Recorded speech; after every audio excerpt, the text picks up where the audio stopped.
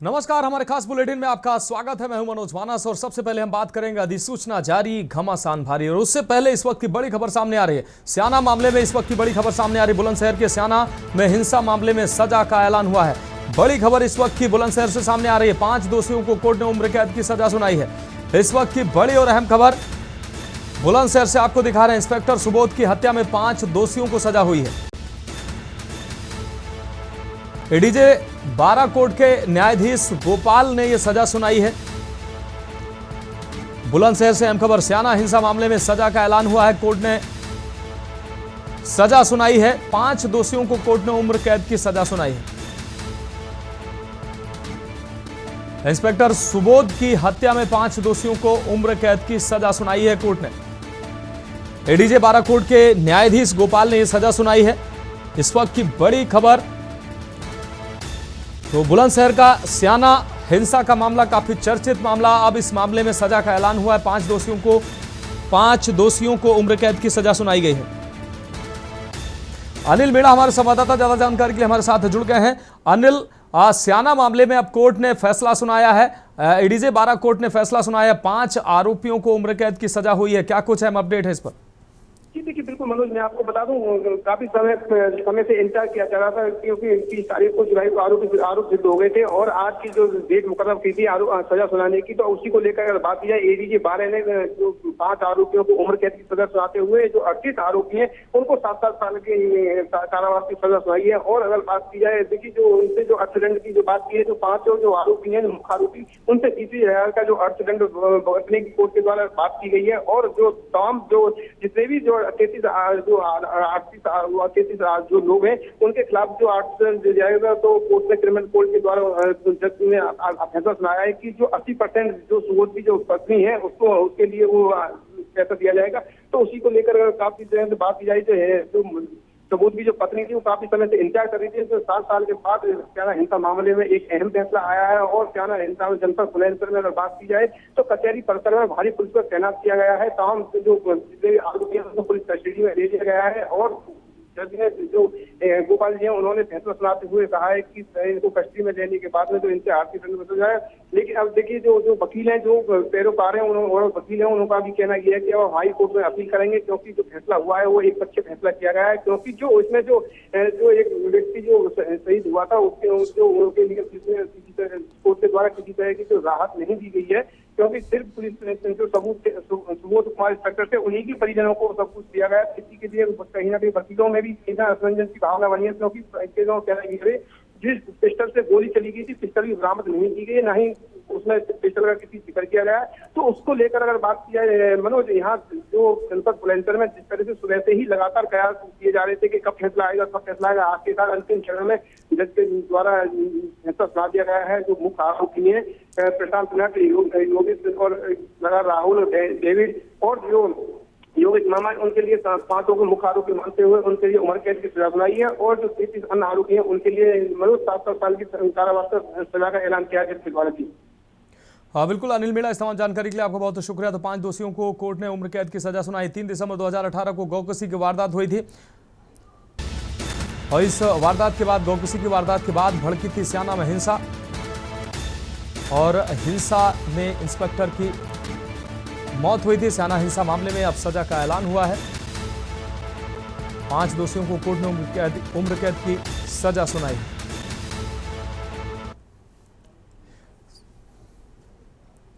और अब हम बात करते हैं अपने खास बुलेटिन की। सबसे पहले हम बात करेंगे अधिसूचना जारी, घमासान भारी। जगदीप धनखड़ के इस्तीफे के बाद खाली हुए उपराष्ट्रपति पद के लिए चुनाव का ऐलान कर दिया गया है। चुनाव आयोग ने बताया है कि उपराष्ट्रपति पद के लिए 9 सितंबर को चुनाव कराया जाएगा। अधिसूचना 7 अगस्त को जारी की जाएगी, जबकि नामांकन पत्र दाखिल करने की अंतिम तिथि 21 अगस्त होगी। आपको बता दें कि उपराष्ट्रपति का चुनाव एक विशेष प्रक्रिया के तहत होता है, जो भारतीय संविधान और उपराष्ट्रपति चुनाव अधिनियम 1952 के प्रावधानों के अनुसार संचालित होता है।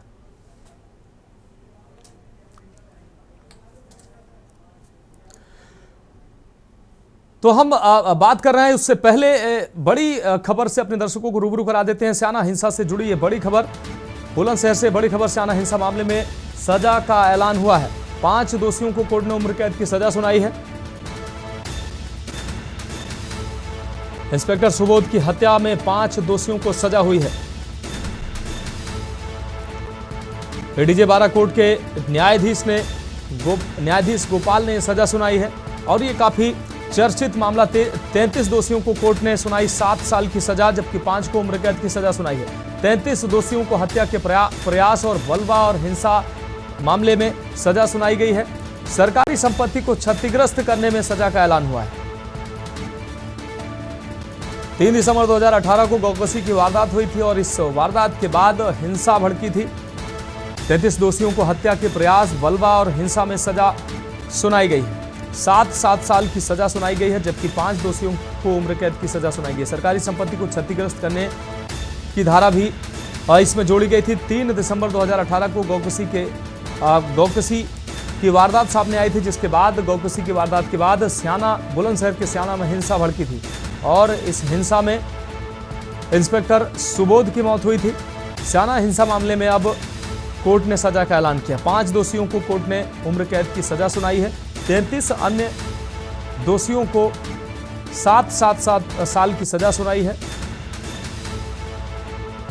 एडीजे बाराकोट के न्यायाधीश गोपाल ने सजा सुनाई है। 33 दोषियों को कोर्ट ने 7 साल की सजा सुनाई है। अनिल मेड़ा हमारे संवाददाता एक बार फिर से हमारे साथ जुड़ गए हैं। अनिल, 5 दोषियों को उम्र कैद की सजा सुनाई गई है, जबकि 33 दोषियों को 7 साल की सजा सुनाई गई है। मारपीट, बलवा और सरकारी संपत्ति को क्षति पहुंचाने जैसी तमाम धाराएं इसमें जुड़ी हुई थी। 3 दिसंबर की यह घटना काफी बड़ी घटना और चर्चित घटना थी। आज इस पर फैसला आया है। अनिल जी देखिए मनोज, बिल्कुल मैं आपको बता दूं, जनपद बुलंदशहर में 3 दिसंबर 2018 को एक सिंगरामती में स्याना हिंसा हुई थी गौकसी को लेकर, और उसी को लेकर अगर बात की जाए 7 साल से लगातार इसमें तमाम दलीलें पेश की जा रही थी। पुलिस की तरफ से भी अपने पक्ष रखे जा रहे थे और जो आरोपी हैं उन्हीं की पक्ष रखे जाते थे। लेकिन अगर बात की जाए साल के बाद एक अहम फैसला आया है। अगर बात की जाए 30 जुलाई को जो एडीजे 12 हैं गोपाल जी, उन्होंने सभी को आरोपी माना था, लेकिन उन्होंने फैसले को सुरक्षित रख दिया था और उन्होंने 1 तारीख मुकर्रर की थी। लेकिन सुबह से ही अगर बात की जाए जनपद बुलंदशहर कचहरी में सुबह से ही गहमा गहमी का माहौल था और लगातार भारी पुलिस बल तैनात थे। सभी आरोपियों को पुलिस कस्टडी में लेकर यहाँ भारी पुलिस बल पहुंची थी मौके पर। और उसी को लेकर बात की जाए, अभी कुछ ही देर पहले अगर बात की जाए जो एडीजे 12 हैं गोपाल जी, उन्होंने सभी जो मुख्य आरोपी हैं 5 जिन्होंने हत्या के आरोपी जो मुख्य आरोपी माने हैं 5, उनको उम्र कैद की सजा सुनाई है। अगर बात की जाए तो हत्या के प्रयास और बलवे जैसी और अन्य धाराओं में अगर बात की जाए 33 लोगों को 7 साल की सजा सुनाई है। हालांकि अगर बात की जाए जो उसमें जो सरकारी संपत्ति का जो नुकसान हुआ है और सरकारी संपत्ति से जो लोगों को आर्थिक दंड दिया है, तो अनिल अगर बात करें इंस्पेक्टर सुबोध की, उस हिंसा और बलवे के दौरान जो पिस्टल जो गायब हुई थी उसका क्या कोर्ट में जिक्र किया गया? सजा का ऐलान हुआ है, लेकिन जो पिस्टल जो गायब हुई थी इंस्पेक्टर सुबोध की, वो पिस्टल का जिक्र हुआ है सजा के दौरान?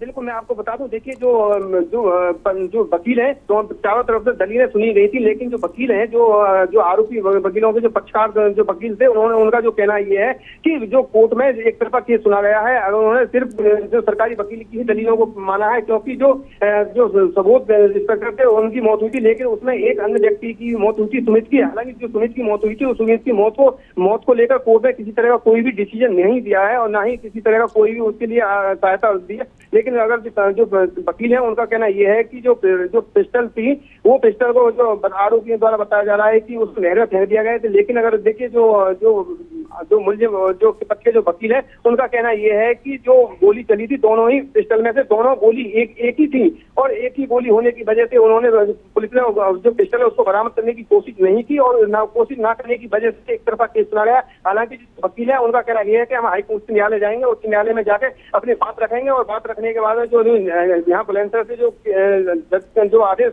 हुआ है, जो सजा हुई है, उसके खिलाफ उच्च न्यायालय जाएंगे। अब देखिए उच्च न्यायालय में जो आरोपी पक्ष है उनके लिए क्या राहत मिलती है, ये तो आने वाला मनोज वक्त बताए। लेकिन अगर फिलहाल की अगर बात करें, जो जनपद बुलंदशहर का काफी चर्चित जो मामला था, सिंचाना हिंसा का जो मामला था, ये काफी चर्चा था और काफी लंबे समय से इसका इंतजार था। जो सुबोध की पत्नी थी वो भी लगातार पैरवी कर और सरकारी वकील लगातार पैरवी कर रहे थे और उसको पैरवी करने के साथ साथ अगर मनोज मैं आपको बता दूं, जो सुबोध की पत्नी को काफी समय से इंतजार था कब मुझे न्याय मिलेगा, तो आज वो अहम घड़ी आ चुकी है। जो सुबोध की पत्नी को जो न्याय मिल चुका है और न्याय मिलने के साथ साथ अगर बात की जाए तो उन्होंने सभी दलीलों को सुनते हुए उन्होंने फैसला सुना दिया है। जो मुख्य आरोपी हैं जो 5 लोग, उनके लिए आजीवन कारावास की सजा सुनाई है और 20-20 हजार रुपये आर्थिक दंड भी रखा है। हालांकि जो 33 लोग हैं उनके लिए 7-7 साल की सजा मुकर्रर की है और उन पर जो आर्थिक दंड लगा है। हालांकि जो सजा सुनाते समय जो जज है के बारे में उन्होंने एक कहा है कि जो पैसा जो वसूला जाएगा, जो पैसा जाएगा, वो जो सुबोध की जो पत्नी है वो उसके 80% पैसा उसके लिए दिया जाएगा। जी मनोज।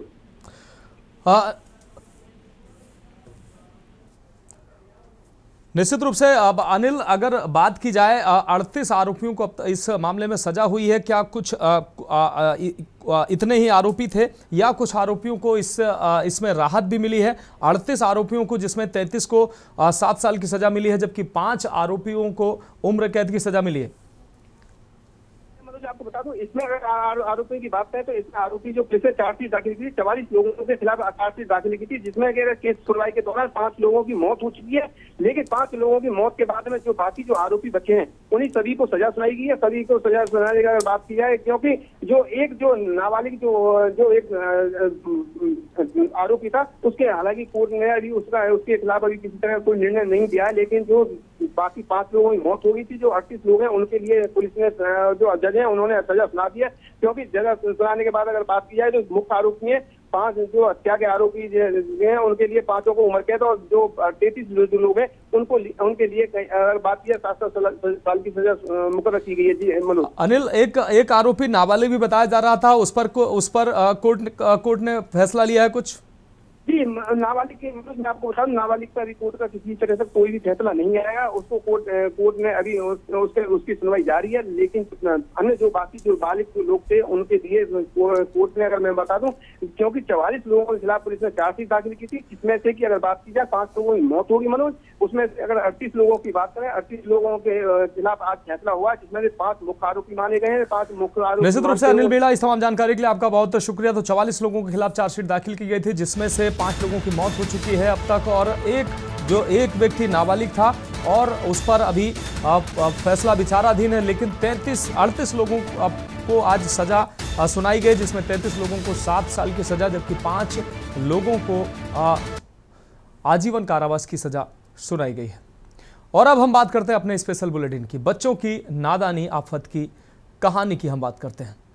खबर अलीगढ़ से है, जहां अलीगढ़ में आंगनबाड़ी केंद्र पर लापरवाही के चलते मासूम बच्चों ने खाने के साथ विषाक्त पदार्थ खा लिया, जिससे 8 बच्चों की हालत बिगड़ गई। अलीगढ़ ब्लॉक अतरौली आकापुर नरोना आंगनबाड़ी केंद्र पर विषाक्त पदार्थ खाने की घटना सामने आई। बच्चों की हालत इससे बिगड़ने लगी और हालत बिगड़ने पर आंगनबाड़ी केंद्र पर अफरा तफरी मच गई। गंभीर हालत में बच्चों को जेएन मेडिकल कॉलेज में भर्ती कराया गया है। बताया जा रहा है कि एक बच्ची खाद्य पदार्थ का पैकेट समझकर घर से जहरीले पदार्थ का पैकेट ले आई थी। बच्ची ने पैकेट से जहरीला पदार्थ खाने के साथ अन्य बच्चों को भी वितरित किया था। घटना की जानकारी पर सीएमओ सहित आला अधिकारी मौके पर पहुंचे। ये घटना अलीगढ़ की कोतवाली अतरौली क्षेत्र का बताया जा रहा है। घायल आपको बता दें, जो बच्चे जिनकी हालत बिगड़ी थी उनको अस्पताल में भर्ती कराया गया है, जहां उनकी हालत स्थिर बताई जा रही है। तो ब्लॉक अतरौली आकापुर नरोना आंगनबाड़ी केंद्र की एक घटना है, जहां जहरीला पदार्थ खाने से 8 बच्चे जिनकी तबीयत बिगड़ गई, उन बच्चों को तत्काल जेएन मेडिकल कॉलेज पहुंचाया गया। आंगनबाड़ी केंद्र पर लापरवाही से इन बच्चों की हालत बिगड़ी बताया जा रहा है। और एक बच्ची जो है वो घर से खाने का सामान समझकर एक जहरीला पदार्थ का पैकेट लेकर आई, जिसको खुद उसने खाया और अन्य बच्चों को भी खिलाया, जिसके बाद इन बच्चों की तबीयत बिगड़ गई। आंगनबाड़ी केंद्र में अफरा तफरी मच गई। तत्काल बच्चों को अस्पताल पहुँचाया गया। सीएमओ भी मौके पर पहुँचे।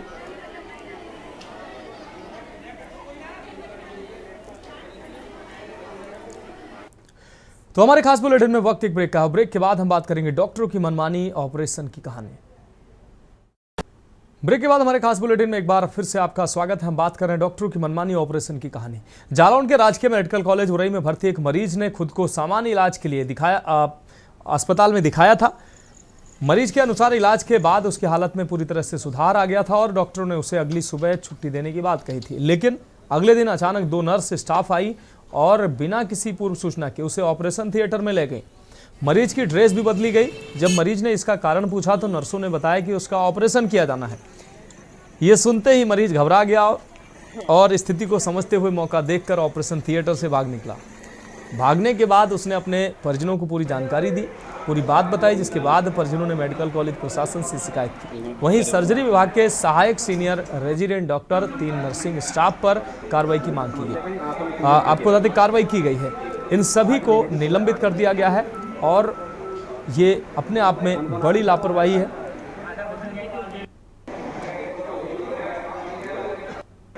बोले कि वो डॉक्टर साहब बताएंगे, तो 4 घंटे हमको ओटी में लेटा के रखा था। कितने बजे आपको ले गए थे? 8:30 बजे ले गए। तो ऑपरेशन हो चुके हैं। मार्किंग हो गई, इंडियन सब मरीजों को कपड़े दे दिए गए। जब हमने कहा कि पहले हमको बताओ, पहले जानकारी किसी का आप ऑपरेशन करो, उसके बाद में आप तो बोले मैंने डॉक्टर साहब बता पाएंगे, हम नहीं बता पाएंगे। सर मतलब स्टाफ नीचे घुमाता है, तो नीचे हमने कहा कि हम 5 मिनट हमारे परिजन बाहर इंतजार कर रहे हैं, हम 5 मिनट उनसे लेके आ रहे हैं। नीचे हम बहाना बना के मैडम जिसने हमको भर्ती किया था उसके पास गए, हमने कहा मैसेज की बात हमें ऑपरेशन करे चेस्ट से, तो ऑपरेशन करता है। तो वो ये कहने लगी कि वो रुक जाऊँ, स्टाफ से अपने साथ वाले को पूछ के बता रहे हैं। हमने फोन किया तो बोले कि गलती से आपकी फाइल दूसरे के साथ एक्सचेंज हो गई। अच्छा, जिसका ऑपरेशन होना है उसके हाथों का ऑपरेशन होना है। अगर हम 5 मिनट और देर करें तो हमारा पेट फट चुका।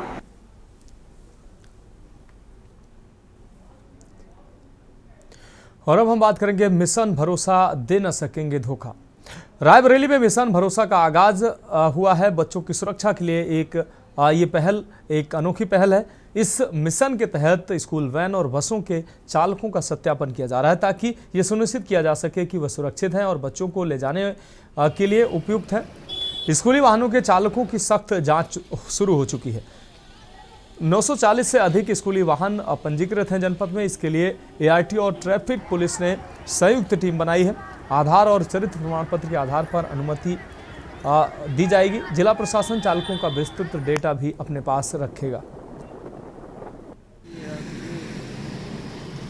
तो रायबरेली में मिशन भरोसा का आगाज हो चुका है। स्कूली वाहनों के चालकों की सख्त जांच की जाएगी कि वो जो बच्चों को ले जा रहे हैं वो आपराधिक प्रवृत्ति के तो नहीं है, नशे की प्रवृत्ति के तो नहीं है, और बच्चे ऐसे ड्राइवर जो बच्चों को ले जा रहे हैं, बच्चे इनके साथ सुरक्षित हैं या नहीं है। तो इसको लेकर ये जांच पड़ताल शुरू की गई है और स्कूली वाहन चालकों के लिए अब ये सख्त जांच की शुरुआत रायबरेली प्रशासन ने शुरू की है।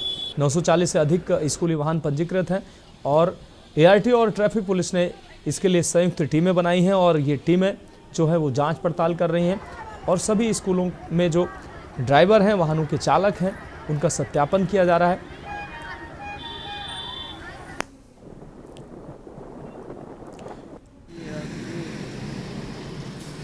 तो जनपद में ये अनोखा बच्चों की सुरक्षा के दृष्टिगत ये अनोखी पहल शुरू की गई है। ART और ट्रैफिक पुलिस ने ये संयुक्त टीम बनाई है जो बच्चों को लाने और ले जाने के लिए बस और तमाम जो स्कूली वाहन हैं उनके जो चालक हैं उनका सत्यापन किया जाएगा कि वो आपराधिक प्रवृत्ति के तो नहीं है, उनकी मानसिक स्थिति कैसी है, वो नशे के आदी तो नहीं है। ये तमाम जांचें की जाएंगी।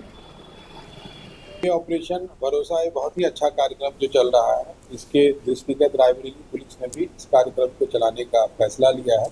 इसमें ट्रैफिक पुलिस, RTO और जो यहाँ के शिक्षा विभाग के DIOs है, BSF, इनके कोऑर्डिनेशन से ये चलेगा। अभी हम लोगों ने बताया कि जो 940 वाहन रायबरेली में रजिस्ट्रेशन है जो उसके लिए बच्चों को ले जाते हैं, इनका डाटा कलेक्ट करके थाना से इनका पुलिस वेरिफिकेशन करेंगे और इनके क्या आचरण है, ये किसी तरह का नशा पत्ती नहीं करते हैं, इनके विरुद्ध कोई आपराधिक इतिहास तो नहीं है, इन सभी को हम तथ्य की जानकारी करेंगे। यद्यपि ये लोग स्कूल वाले इस तरह से अवगत कराते हैं अभिभावकों को कि इनका कोई आपराधिक इतिहास नहीं है, वो इनका आधार कार्ड वगैरह व्हाट्सएप के माध्यम से अभिभावकों को उपलब्ध कराते हैं, किंतु पुलिस विभाग जो है, रायबरेली पुलिस जो है, इसको एक मानक के अनुसार जो है सभी का पुलिस वेरिफिकेशन कराएगी ताकि लोगों जो अपने बच्चों को बस गाड़ियों में सौंपते हैं उनका भरोसा कायम रहे। उत्तर प्रदेश की राजधानी लखनऊ में बीते दिनों चलाए गए मिशन भरोसा के तहत अब रायबरेली जिले में भी मिशन भरोसा चलाया जा रहा है। आपको बता दें कि स्कूली वाहनों के जो ड्राइवर हैं उनका अब चरित्र प्रमाण पत्र व आधार कार्ड का ब्यौरा रायबरेली जिला प्रशासन रखने का कार्य कर रहा है। बताया जा रहा है कि लखनऊ में मिशन भरोसा के तहत जो भी स्कूली वाहन थे उनके ड्राइवरों का कैरेक्टर सर्टिफिकेट व आधार कार्ड रखा गया था, जिसमें देखा गया है कि दर्जनों की संख्या में जो ड्राइवर थे वो आपराधिक किस्म के निकले थे, जिसके बाद से अब रायबरेली प्रशासन के द्वारा ये अभियान चलाया जाएगा और रायबरेली में तकरीबन 940 ऐसे जो बसें हैं वो स्कूलों में लगी हुई हैं। उनके ड्राइवरों के आधार कार्ड व कैरेक्टर सर्टिफिकेट प्रशासन के द्वारा खंगाले जाएंगे, ताकि जो स्टीयरिंग है बसों के स्कूली उसमें देखा जाएगा कि क्या कोई अपराधी के हाथों में बस की स्टीयरिंग है या फिर बच्चों के सुरक्षित जो स्टीयरिंग है वो सुरक्षित देखी जाएगी। उसको लेकर के रायबरेली प्रशासन के द्वारा 3 सदस्यीय टीम के द्वारा ये अभियान चलाया जाएगा, जिसमें बताया जा रहा है कि ARTO व ट्रैफिक पुलिस के द्वारा यह टीम तैयार होगी, जिसके बाद 940 बसों में इस प्रकार का अभियान चलाकर बच्चों को सुरक्षित पहुंचाने का ये कार्य प्रशासन द्वारा किया जाएगा। केशवानंद शुक्ला, के न्यूज, रायबरेली। और अब हम बात करेंगे बहापुल टूट गया संपर्क। छत्तीसगढ़ के सुकमा जिले में तिम्मापुराम से जगरगुंडा को जोड़ने वाला मुख्य पुल भारी बारिश और तेज बहाव के चलते बह गया है। ये पुल तिम्मापुराम के पास स्थित था और आसपास के 12 से 15 गांवों के लोगों के लिए यह मुख्य संपर्क मार्ग था। पुल बहने के कारण ग्रामीणों को भारी परेशानियों का सामना करना पड़ रहा है। न बाइक पार हो पा रही है और न ही एम्बुलेंस जैसी जरूरी सेवाएं पहुंच पा रही हैं। बीमारों और जरूरतमंदों को कंधों पर उठाकर ले जाने की नौबत आ गई है। स्थानीय ग्रामीणों का कहना है कि प्रशासन को कई बार जानकारी देने के बावजूद अब तक कोई ठोस कदम नहीं उठाया गया है। स्थिति दिन ब दिन गंभीर होती जा रही है, लेकिन जिम्मेदार अधिकारी अभी भी चुप्पी साधे हुए हैं। ग्रामीणों ने मांग की है कि जल्द से जल्द वैकल्पिक व्यवस्था की जाए और पुल का निर्माण शुरू किया जाए, ताकि उनकी रोजमर्रा की जिंदगी सामान्य हो सके। आज मैं नक्सल प्रभावित क्षेत्र तिम्मापुरम से जगरगुंडा जोड़ने वाली सड़क पर मौजूद हूँ, जो कि ये तिम्मापुरम के पास पुल बना था जो कि पूरा बह गया। इस पुल के बहने से तिम्मापुरम के कुछ ग्रामवासी यहाँ हैं, जो मैं उनसे पूछना चाहूँगा कि इस पुल के बहने से उनको क्या क्या दिक्कतें हो रही है। इस पुल से आना जाना हो रहा है? नहीं हो रहा है सर, वो दिक्कत हो रहा है। और बाइक कोई आता जाता है कि नहीं? नहीं होता है सर, पर नहीं होता है। आप लोग के गांव पे गर्भवती महिला रहते हैं, डिलीवरी पेशेंट रहते हैं, तो ले जाने का रहता है तो कैसे करते हो? वो के ले जाते सर, एम्बुलेंस भी नहीं आता है, बहुत दिक्कत हो रहा है सर हमको। जी, ये सब चीज का ग्रामीणों को सामना करना पड़ रहा है इस पुल के बहने से। कैमरामैन रोहित के साथ मैं राजू तोले। और अब हम बात करेंगे बुरा हाल, जीवन बेहाल। देश भर में भारी बारिश का दौर जारी है। मध्य प्रदेश के भोपाल में 32.2 मिलीमीटर बारिश हुई है। सेना ने गुना, शिवपुरी, श्योरपुर, मुरैना समेत कई जिलों में सैकड़ों लोगों को रेस्क्यू किया है। वहीं शिवपुरी में सभी स्कूल बंद कर दिए गए हैं। उधर राजस्थान के 13 जिलों में भी आज स्कूल बंद रहे हैं। जयपुर, कोटा, सवाई माधोपुर, टोंक, सीकर, दौसा, भरतपुर, अलवर जिलों के कई स्कूलों में कई इलाकों में 2 से 6 इंच तक बरसात का पानी भरा हुआ है। सवाई माधोपुर के नेशनल हाईवे 552 पर बना पुल बह गया। आपको बता दें कि यूपी के कई जिलों में भी बाढ़, बारिश के हालात बिकट होते जा रहे हैं। वाराणसी, अयोध्या, प्रयागराज, कानपुर, हमीरपुर, जालौन सहित कई जिलों में जनजीवन अस्त व्यस्त है। गाजियाबाद में बारिश में पूरा शहर जलमग्न हो गया है। खबर है कि यूपी के बुलंदशहर में गंग नहर की पटरी कटने से कई गाँवों में पानी भर चुका है। इससे सैकड़ों बीघा खड़ी जो फसल थी किसानों की वो डूब चुकी है। सूचना पर पहुंची प्रशासन की टीम कटान रोकने की कोशिश में जुटी है।